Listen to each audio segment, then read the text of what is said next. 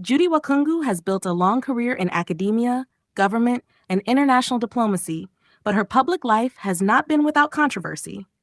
Although she has never been personally convicted of any crime, her name has appeared in several high-profile political and legal discussions in Kenya, largely connected to government decisions made during her tenure in office and legal battles involving members of her family.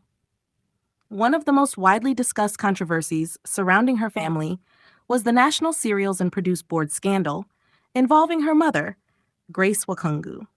The case dated back to 2004 and centered on allegations that Grace Wakhungu and Sarisha, Member of Parliament John Waluki, fraudulently received about Kenya shillings 297 million from the National Cereals and Produce Board for maize that had allegedly never been delivered.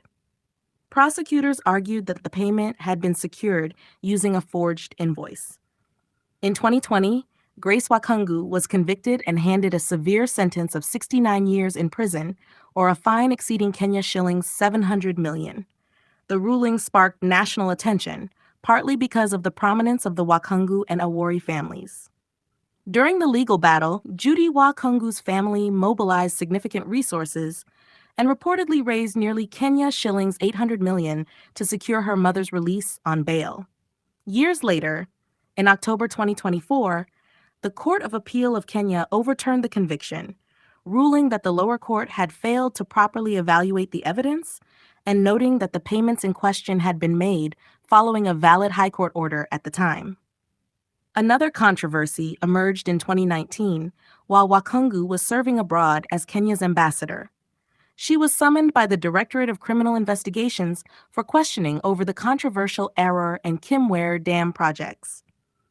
Investigators were probing allegations that about Kenya shillings 21 billion had been paid to an Italian contractor for dam projects that never materialized. Wakhungu was questioned because she had been the cabinet secretary in charge of the Ministry of Environment and Natural Resources during the period when some of the early project agreements were signed. Although the investigation generated significant political debate, no charges were ever filed against her. During her time as cabinet secretary, she also faced scrutiny from Parliament regarding government spending.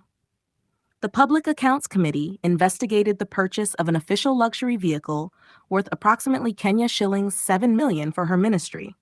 At the time, a government circular had capped the cost of personal use vehicles for state officials at Kenya shillings 2 million.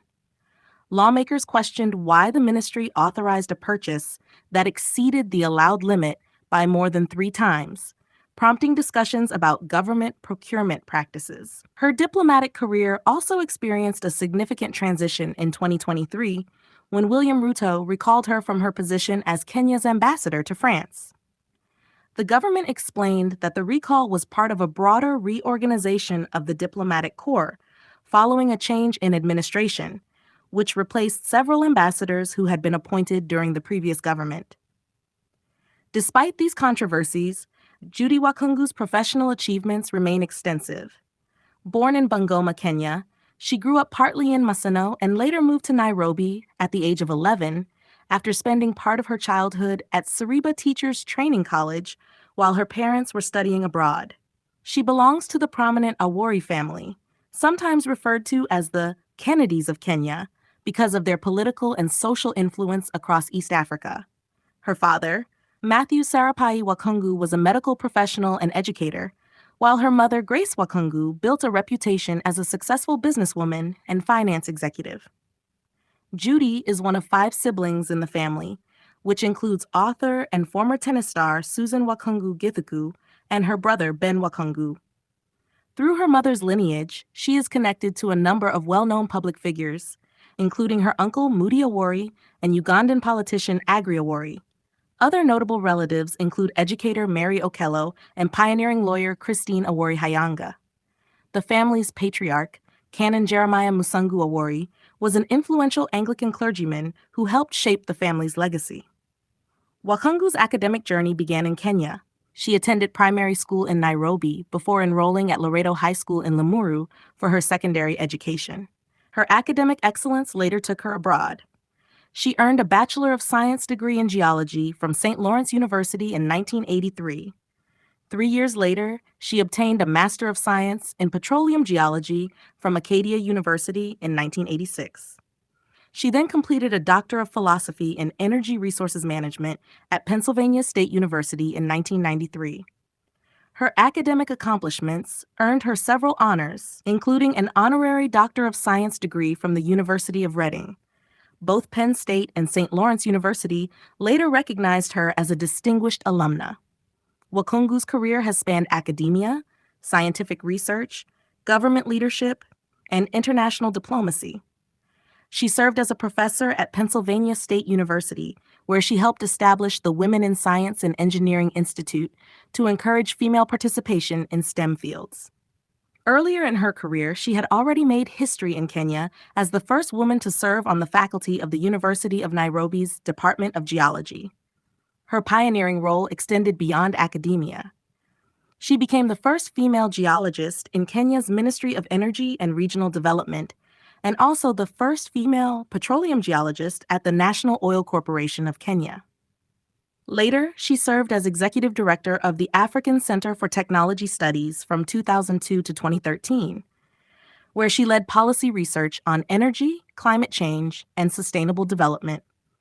In 2013, she entered Kenya's cabinet when President Uhuru Kenyatta appointed her cabinet secretary for Environment and Natural Resources.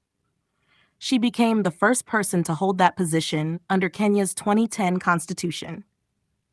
During her tenure, she championed several major environmental reforms, including Kenya's 2017 nationwide ban on single-use plastic bags, one of the strictest such bans in the world. She also helped implement the Climate Change Act of 2016 and the Water Act of 2016, and oversaw the dramatic destruction of Kenya's entire ivory and rhino horn stockpile in 2016 as part of the country's campaign against illegal wildlife trafficking. Her diplomatic service followed in 2018 when she was appointed Kenya's ambassador to France, with additional accreditation to Portugal, Serbia, Monaco, and the Holy See. In that role, she represented Kenya in international discussions on trade, environmental policy, and global security issues. Throughout her career, Wakhungu has maintained a relatively private personal life. Public records rarely mention a spouse or confirm a marriage, and there is little public information about whether she has children. Instead, she often emphasizes the importance of her extended family and professional networks, particularly the students and researchers she has mentored throughout her academic career. Financial disclosures during her 2018 parliamentary vetting revealed that she had a net worth of approximately Kenya shillings 170 million.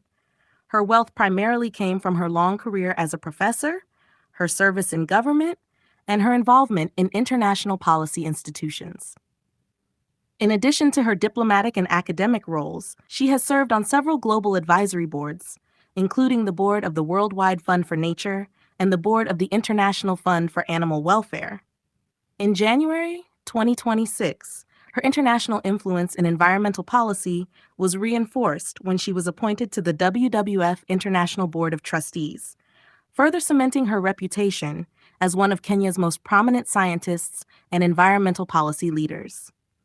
Today, Judy Wakhungu remains recognized as a pioneering geologist, policy expert, and diplomat whose career has crossed the boundaries of science, government, and global environmental governance, even as her public life continues to intersect with the political and legal complexities that often accompany high-profile leadership.